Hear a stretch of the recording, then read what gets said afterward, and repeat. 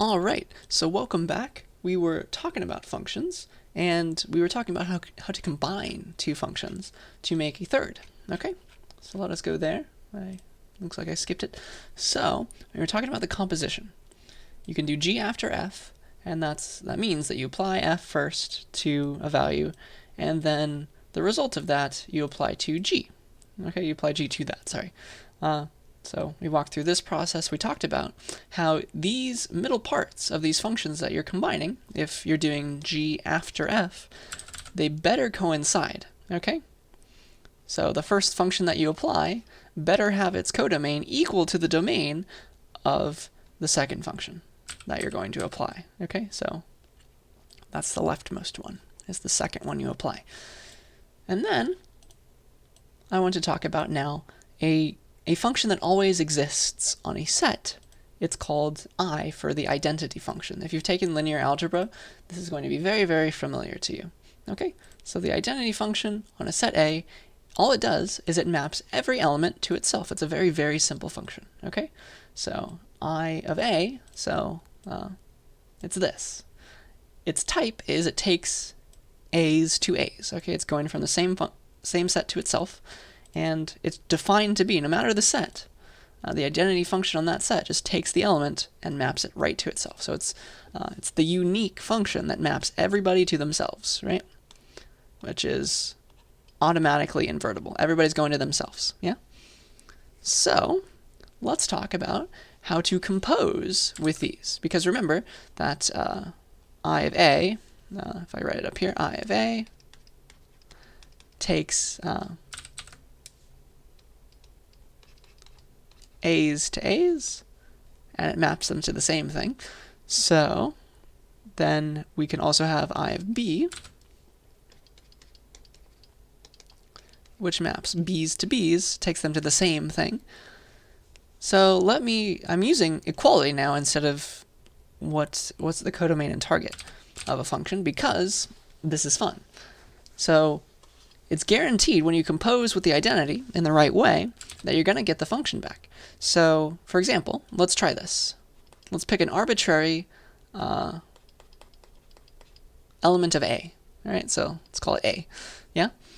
So I want to know what this composition equals. First, I need to do I of A on A. Yeah? So it's f of I of A on A. Hopefully you're following that. Sorry for my writing, it's small. So first we do I of A on A, and oh man, it's just going to give back the same thing. And then we're going to apply f to that thing, but it was the original thing. So when you compose with the identity, you get nothing back but the other function. So this is just saying that f composed with the identity of an element A, oh yeah, that's just f of A. This is equal to f. Do you see that? This is the equivalent of multiplying by 1 in function land. It's beautiful. Okay, so that's what it is. And then we can try the other direction. So f composed with I of A in the opposite direction. And this way is not going to work. Okay, not defined. Because f goes from A to B. Okay, so this one goes from A to B, and I of A goes from A to A. And these two need to match up. You see that? Because it's going to do f first. It's going to take an A, get a B, and try to apply this function to that B, which is not going to happen. They do not match, so this one's not defined. Okay? It does not equal anything. Likewise, this one does also does not exist. Okay? Not defined. Because this needs to take a B to a B, and then f, this entire composition took a B, gave back a B, and then f is supposed to take A's to B's, so it was waiting for an A, and it didn't get one, it got a B instead. That's not defined. But this one is, okay? These finally match. F goes from A to B, so this function, the composition is first going to do f, it's going to take an A, give back a B, and then apply this function to that B, which is waiting for it. It wanted that B to give back the same thing. So this is just f again, and it works, okay? So just watch out for these inner domains / codomains. They have to match in order for these things to exist. Okay? So that is composing functions, the composition of two functions, and now it's your turn, okay? So f and h, they're two functions. Their domain and target are both z, okay? So the integers. They're not trying to do any funny business with reals, okay? So define them like this, and I want you to give an explicit formula for f composed with h. Don't just say like, oh yeah, it's first you do h, then you do f to any number. No, I want you to give an explicit formula, so a new function that looks like this with numbers involved. Okay, so give that, and we'll do it together.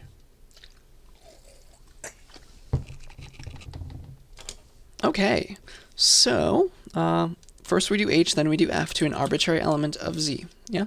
So let's just call it x. Yeah. So we want to do f composed with h of some x. So it's f after h of x. We're doing h first. So we just need to solve for like this right-hand side without any f's or h's in it. That's all we're doing. All right, so first we do h. We do, let's take in an x and doing stuff to it. Let's define to be exactly that. So it's x squared plus 1. Cool. And then we're doing f to that. You see that? Bam. So f of this, well, this whole thing is x. Do you see that?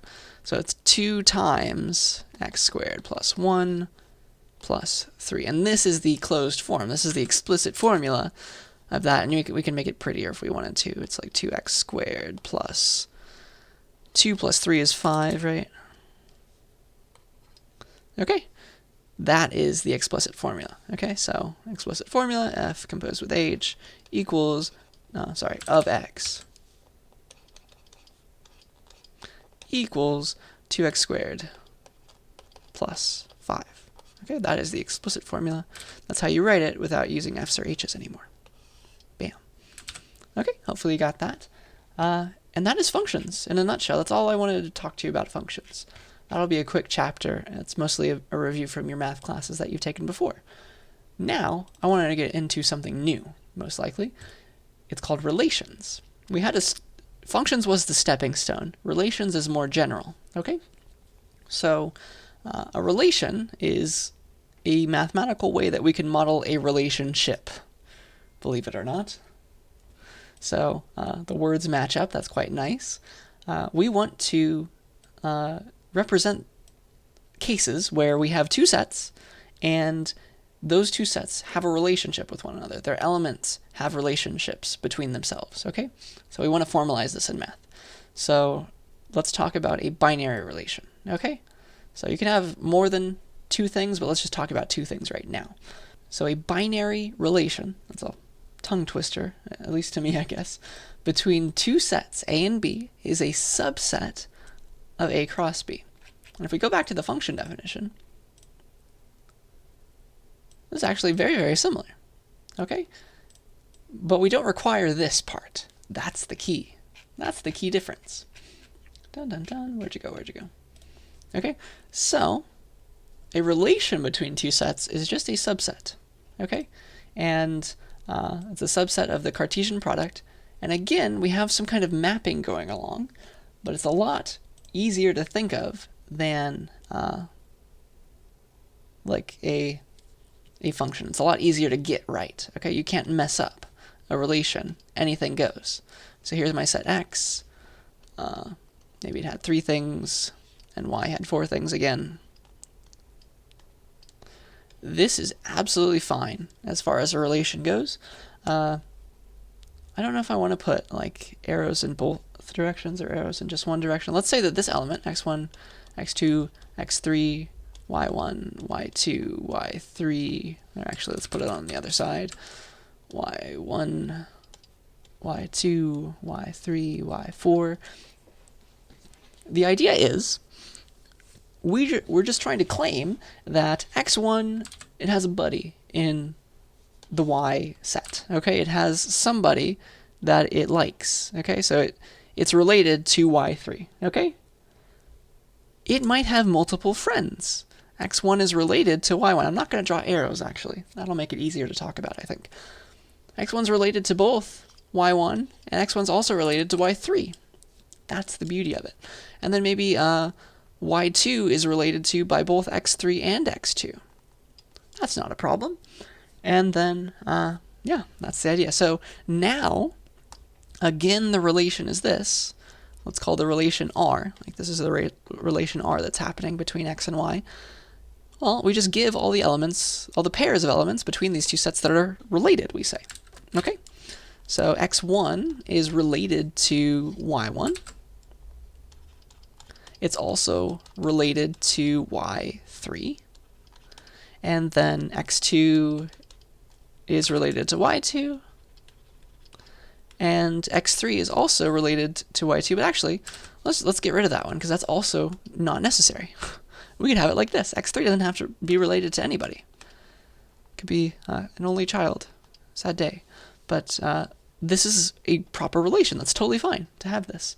It's just a subset of the Cartesian product of the two sets with a lot less strict of a requirement on those things. It's just, okay, just list a bunch of pairs between those two sets. Totally fine. Okay, so if that pair is in the relation R, we say that A is related to B. Okay, so we write it like this, and I'm going to show you very soon why that's the case, but we write it like this for reasons that will soon become apparent. We say x1 R y1 to claim that, yeah, x1 is related to y1 on this relation R. Okay, so here's an example. Let's define the relation T. Okay, on Z and R, that should be bold, sorry.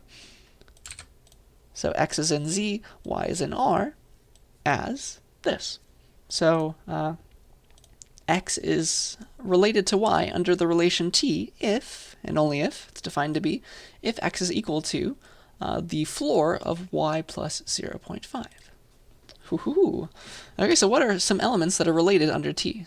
We have to go in the opposite direction, remember, because we're first having to do this to figure out what x would have been. Okay, so, and then x is the thing on the left. So let's figure out what 3.14 is related to under T. Yeah? We kind of write it like this. So we have to do 3.14 plus 0.5 and then floor it. So that's 3.64. Floored is still 3. Okay, how about 5.67? What is that related to under T? Okay, we have to do that. That's going to be like 6.1 something, right? 6.17 maybe? And then we're going to floor that. Hey, wait, that's 6. So actually, this is the relation that rounds numbers. X is the rounded form of y. Isn't that fun? So, and this is the way you can write that. So 3 is the rounded form of 3.14. 6 is the rounded form of 5.67. Isn't that cool? So that's one way that floor is useful, okay? And this is how, like, if you implement the round function in the C++ standard library, you'll see this, okay? That's exactly what's going on. So that's a relation in a nutshell. It's just showing you what maps to another thing. Or there's not really a concept of map, because like the arrow kind of goes in both directions, right? They're just related. x1 has some kind of relationship with y1, but it can have multiple relationships. It can have a relationship also with y3.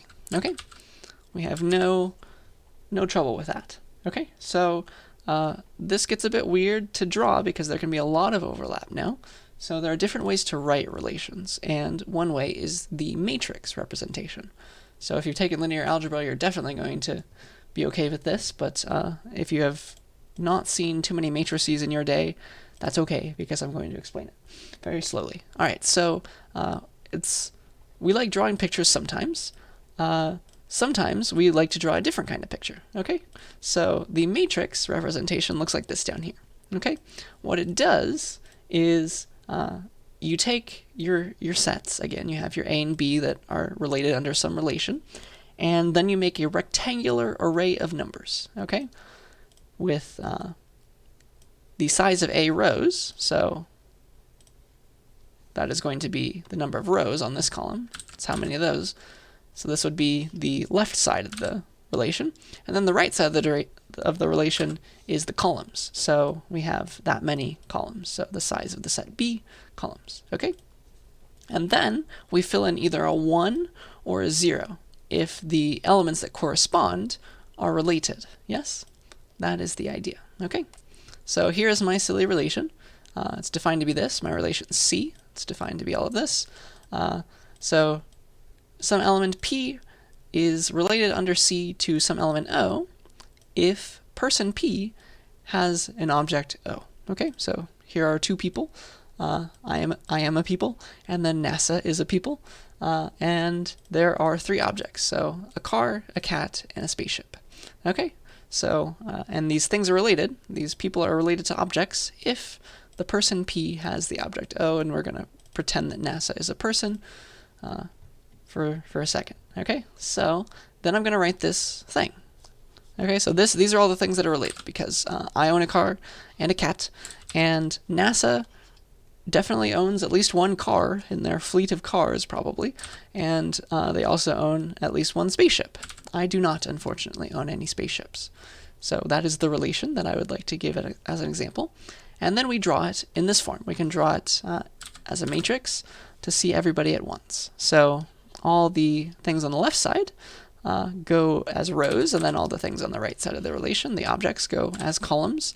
And then we put a 1 if they correspond. So does Lawton have a car? Is Lawton related to car under relation C? Yes. Okay. Is NASA related to spaceship under relation C?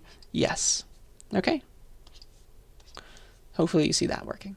So that's just another way to write the relation, and you can put zeros to explicitly say, like, Lawton does not own a spaceship, right?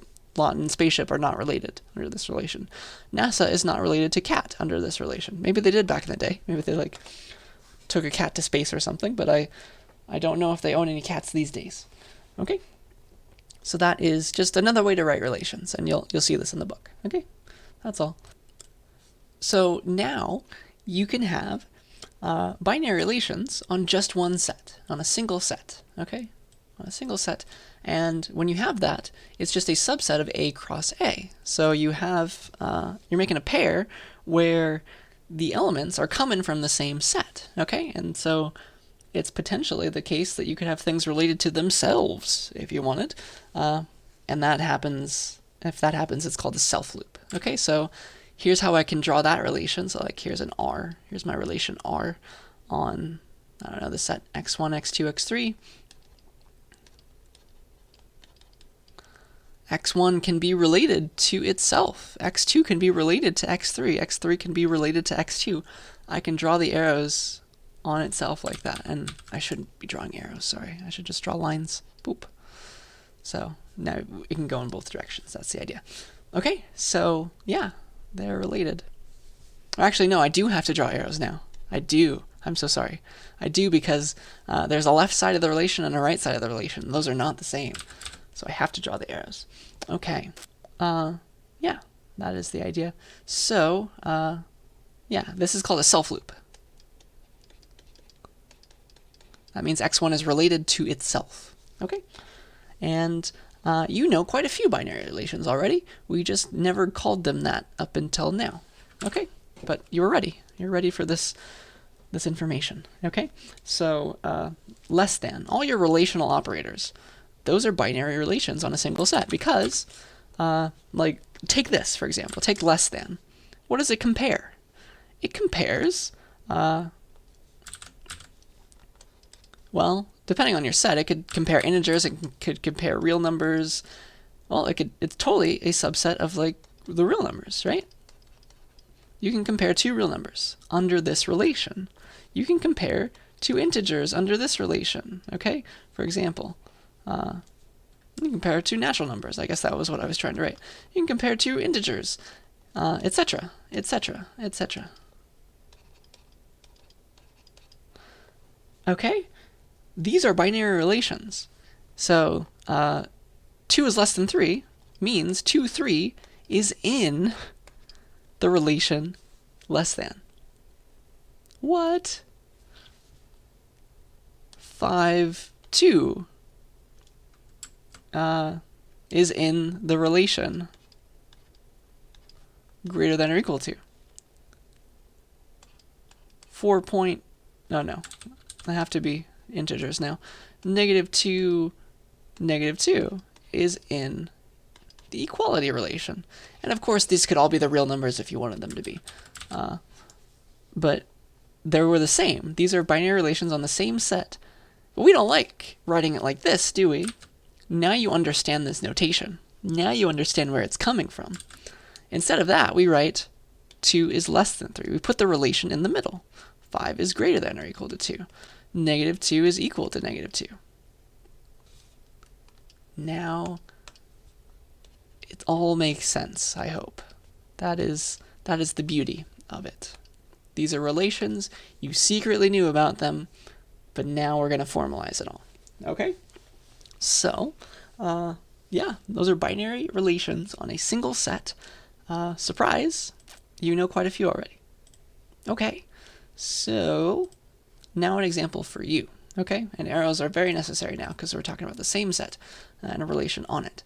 So I want you to take this relation, this right here, and I want you to express it as a matrix and also as like the set itself. What is the relation, the actual form of the relation, the actual subset of A cross A, yeah? So try both of those things, and then we'll come back and do it together. All right, so our set is this. It's 1, 2, 3, 4. Like whatever our A is, it's 1, 2, 3, 4, right? So that's it. And then we're trying to get subsets of this. Okay, so whatever our relation is. Let's call our relation R just for fun, just to have a name for it so that we can define it later in terms of ordered pairs. Okay, so what is the matrix? Well, this one's easy because the rows and the columns are going to be equal to one another. So we have, well, 1, let's just do it in order. 1, 2, 3, 4 can be related to potentially 1, 2, 3, and 4. So I've got to write them all. And this is our matrix. Let's try and make it look as pretty as possible. That probably needs to be a bit longer. There we go. So now we just do it if they correspond. So is 1, like for this one, is 1 related to itself? Yeah, it is. So we put a 1 here. And if it's not, we put a 0 here. Is 1 related to 2? No, there's no arrow going that way. So a 0. Is 1 related to 3? No, there's no arrow going like that. Is 1 related to 4? Yes, it is. Bam. Okay, so I'm just going to fill this in, and you can listen to me or fast forward. So 2 is related to 1. 2 first, then 1. 2 is totally related to 1. 1. 2 is not related to itself because there's no self loop. 2 is not related to 3, but 3 is related to 2. There's not an arrow going that way. And then 2 is not related to 4 either. So there's just one thing going out of 2. Okay? And that's how you can make it faster on yourself. You can look like, okay, what's going out of this? There is, that one is going out and that one's going out. So 3 is related to both 3 and 2. Okay? 0 is everywhere else. That's the fast way of doing it. And then 4, what's going out of 4? Just one thing, right? 4 is only related to 3. Dun dun dun. And 0 is everywhere else. So that's the matrix. And then let's express it as a set of ordered pairs. So R equals, and it's very easy to read off here now. You just take all the places where it's 1. R equals, well, 1, 1. Those are related. 1 is related to 1. 1 is related to 4. 2 is related to, that's ugly when I put it over there. 2 is related to 1, but not the other way around. 1 is not related to 2. Very sad. 2 is related to nothing else. 3 is related to 2. 3 also has a self loop related to itself. And then 4 is only related to 3. Okay, you see that? So that is both the matrix representation, very long words, and then also the actual relation defined in terms of sets, like we like to do in math. Okay, so that is how we do it, and that was a nice finite set example. So let us keep going. So let's talk about what a relation can be. So a relation can have some properties when it's on itself. Okay, a relation can be a relation on itself. Okay, I should say a relation on a single set can be. With some capitals. That's a preposition, so I don't think it gets capitalized. Okay, so let's pretend that R is a binary relation on a set A. Here are all the different kinds of properties that that relation can have. Okay, it can be reflexive if this happens, if and only if this happens. If every element of A is related to itself. That's what it means to be reflexive. So here is a nice example that I found from the internet with dogs instead of weird symbols. If that's not the case, F could potentially be anti-reflexive if it's never true that X is related to itself. It's always true that X is not related to itself. Okay, and that's a fancy syntax for doing that. Just like we can do not less than like that. Okay. So these are just a bunch of definitions. I'm going to give examples on the next slides. Don't you worry. Okay, do not fret. A relation on a single set could be symmetric if, for every X and Y, if X is related to Y, then it must also be related to X. Okay, they must go backwards. They must be able to flip-flop. Like it's related in that direction, but it's also related in this direction. Yeah? Oops. So symmetricity means that you can go in both directions. If you have this one, you must have this one. And if you must have this one, you must have this one. So the second you have like 1, 2, you must also have 2, 1. That's what it means to be symmetric. Okay? It doesn't say that everybody's related like this, but if you have one, you must have the other. Okay? That's what it's implying. So hopefully that makes sense. It could also be anti-symmetric if that's never true.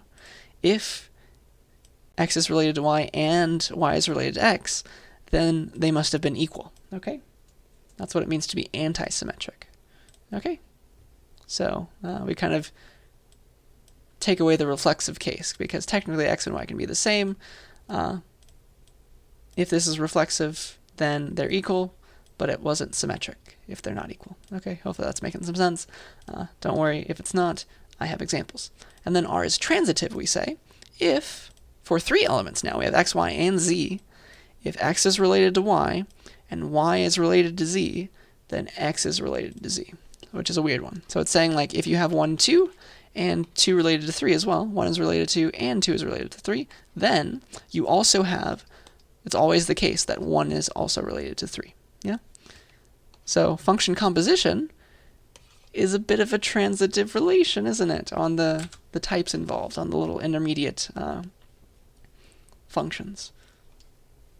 Huh, isn't that cool? So yeah, those are the different kinds of properties that a relation can have. Let's talk about them just one at a time, okay? So reflexivity means that every element is related to itself. So here is my set A, and I can draw a relation on it. Here are all the elements. We got some things going around, maybe. Those are our relations. But if it's reflexive, that means that everybody's related to themselves. Okay? That's what it means to be reflexive. Okay, so this must, all of these must exist, every single one of them. Okay, every element is related to itself. And so we have some reflexive relations. We have less than or equal to and equal to. Those are reflexive relations because every number is always less than or equal to itself. Always true. And every number is also always equal to itself. That's what it means to be equal. Okay, so those are reflexive relations. Then anti-reflexive relations mean that no element is related to itself. You cannot have these. These are not allowed. Okay? So examples of those would be something like these relations without the equality part. Less than but not less than or equal to. Greater than but not greater than or equal to. Because, like, 2 is not at all less than 2. It has to be strict. 4 is not greater than 4. It has to be strict. Okay? So these are anti-reflexive relations. I hope you see that. Okay? So that is reflexivity and anti-reflexivity. Hopefully these real examples drive the point home a bit more. Okay? I know that we're working in just dots and arrow land right now, and I know that can be a bit boring and weird, but I promise that this is useful information. Okay? So let's talk about symmetricity now. Okay? A reflection, a relation can be, in addition to being reflexive, symmetric or anti-symmetric. Okay, so maybe I can make some room over here. So a symmetric relation means that you don't have to draw arrows. If you know that x is related to y, then it's also true that y is related to x. Maybe I should write that.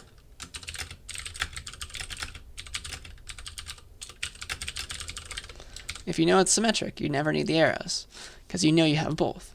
So here is my set A. Let's draw it in blue again.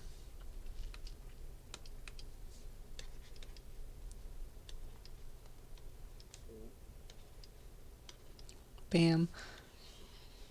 So, if this is symmetric, let me just draw a few things.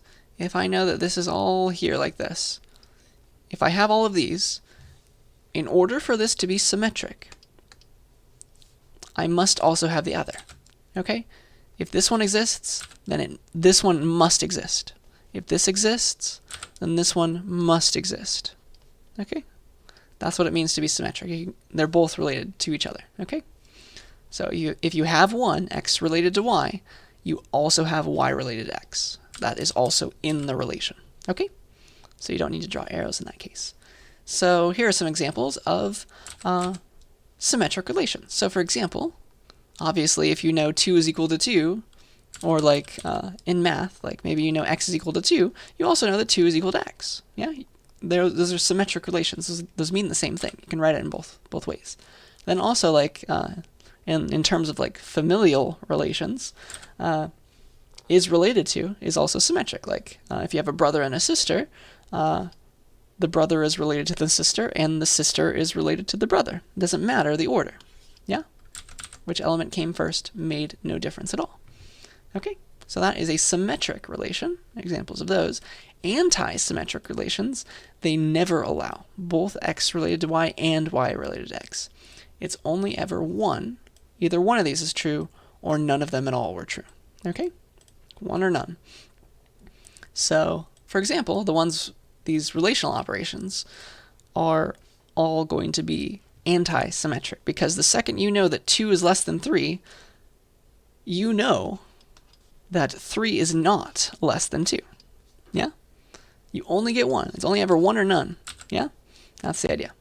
And then is older than is an anti-symmetric relation. So maybe like the brother is 28 and the sister is 26, then the brother is older than the sister, but not the other way around. The sister is not older than the brother. You see that? So those are anti-symmetric relations. You can only have one or none. Yeah? So relational operations are usually the ones that are anti-symmetric. Okay? So that's a good one to think about. And then equality is a good one because it has all of these little properties that are kind of nice. Okay? So that's symmetric and anti-symmetric. So relations can have these properties. And then we have the final one, to make the trifecta of reflexivity, symmetricity, and transitivity, we have transitivity. Okay? So relations can be what's known as transitive, and those let you line up two relationships and conclude that you have a third relationship going on. Okay? So here's the idea. If you have x, r, y, and y is related to z, then you know that x is related to z. You can jump over the y. You know that the x was related to the z. Okay? That must always hold as well. So here is a fun example I found on the internet, and then let me draw my good old set A now.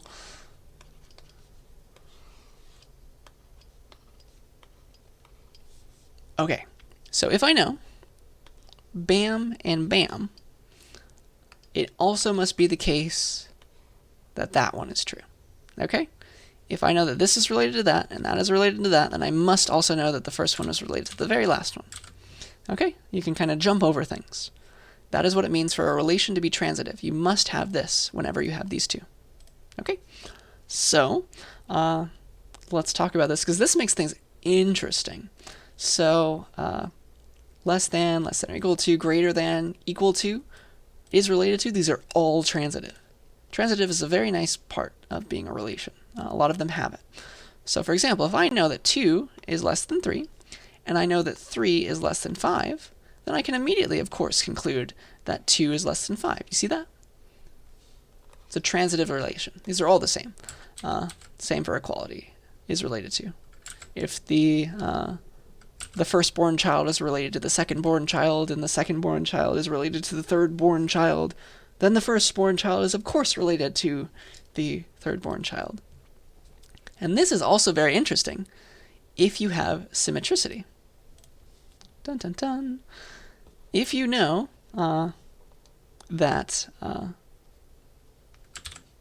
let me get sidetracked for a second. I promise it's fun to think about. So, dun dun dun. No. Let's do... As an aside, if you have symmetricity,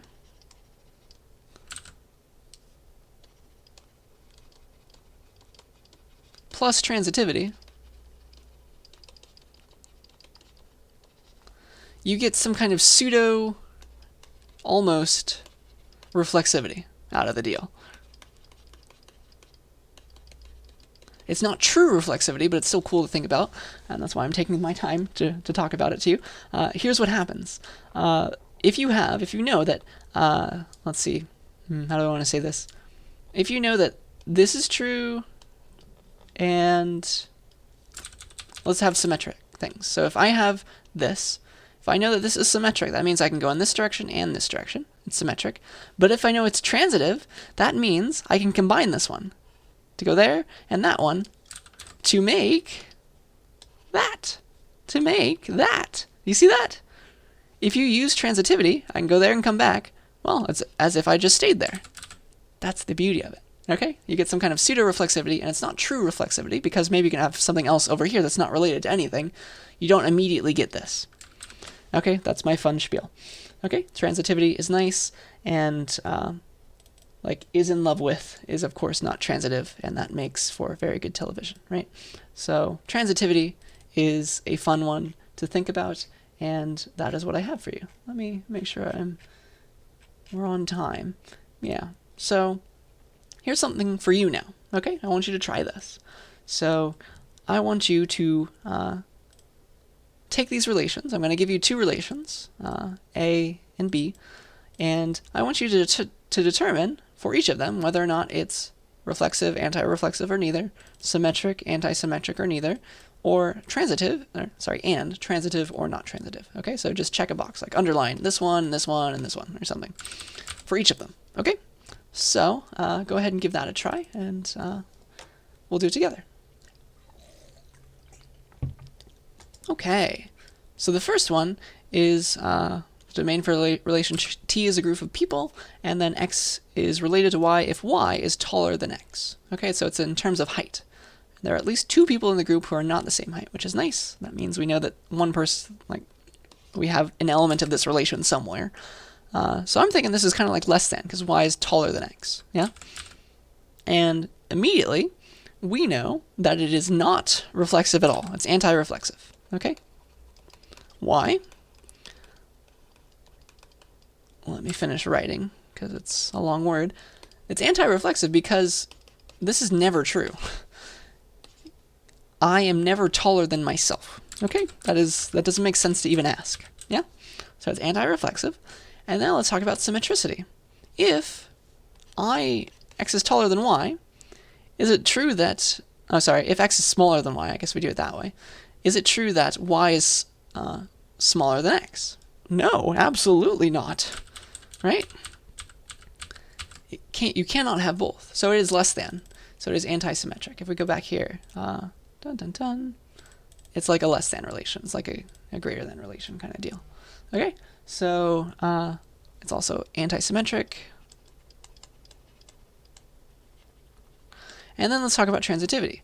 If, this is like the smaller than relation, I guess, if I want to read it left to right, if X is smaller than Y, and Y is smaller than Z, does that mean that X is smaller than Z? And I think so. Yeah? Because it's like that less than relation, it should be transitive.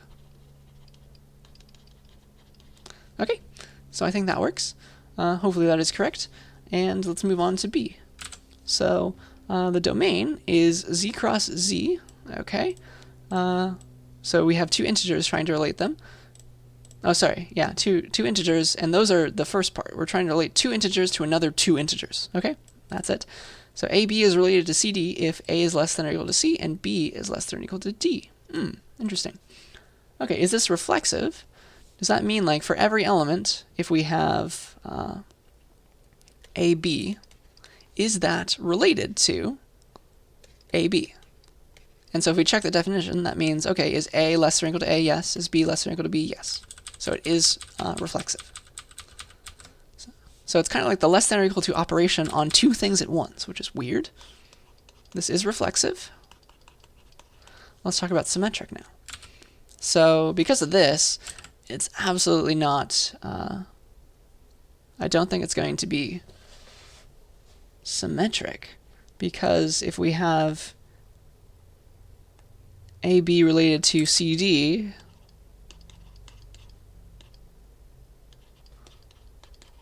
then we know that A is less than or equal to C and B is less than or equal to D. We cannot have both that and this, right?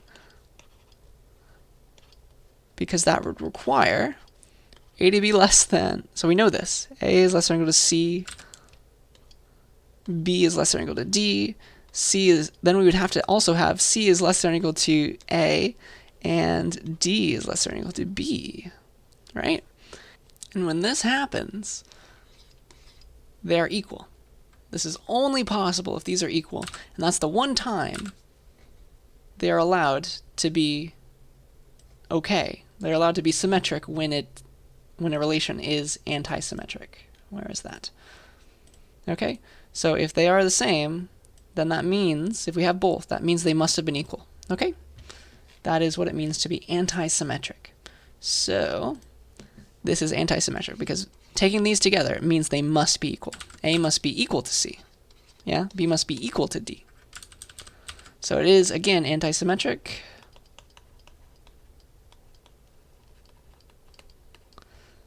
Because this other case where they're equal is covered under reflexivity, not symmetricity.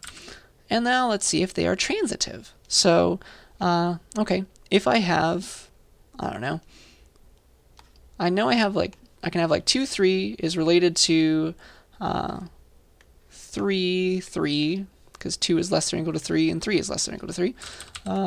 Then I can also have 3, 3 is related to 4, 5, right? Then do I also have that 2, 3 is related to 4, 5? And that is the question. Is this guaranteed to be less than or equal to 4? Is this guaranteed to be less than or equal to 5? Whee. And the answer is yeah. It totally is, because of the way numbers work. Because these inner relations, these less than or equal to's, they are transitive themselves. Okay, so this one is transitive again. So do watch out for the anti-symmetric case, where the one time where this actually works out, where you can have both of these, is where they're equal. Where A and, like, this is just the same thing. That is not a problem for being anti-symmetric, okay? That is the idea. It's not neither in that case, all right? So I think that's where I want to stop today. So we've come very far. So we talked about relations, and now we know how to relate two different sets or even the same set, and we know properties of those, and we secretly already knew relations because we have been comparing things for a very long time, right? We've been using numbers, etc., etc. It's all there, okay? It's all fresh in our minds from another math class. Okay, so that's where I want to leave us, and then we'll come back and talk about graphs, which is a fun new thing that we're going to dedicate an entire chapter to later, but it'll be a nice little introduction to what's known as directed graphs when we get back. So that'll be next week, and I guess I will see you then. Oops, no, I am so sorry, I lied. There's one last thing, and it is the mid-semester evaluations. Okay, I'd like you to do this if you can. They are completely anonymous, and they are also just for me, okay? So it's week 8, which means we're essentially halfway done with the semester, and so I would like to get some of your feedback. So in the week 8 module, I will have this. It is marked as an assignment, but it's not really. Of course, you're not getting any points for it. It's completely optional, but I would encourage you to do it if you can. respond to as many or as few questions as you like. It's just for me, okay? Just for me to get better as an instructor. So please, if you can, please go to this. It's an anonymous Google form. Fill out these questions if you would like, and give me some feedback on the class. Okay, I think that is officially all I have for you. Thank you, and I will definitely now see you next week.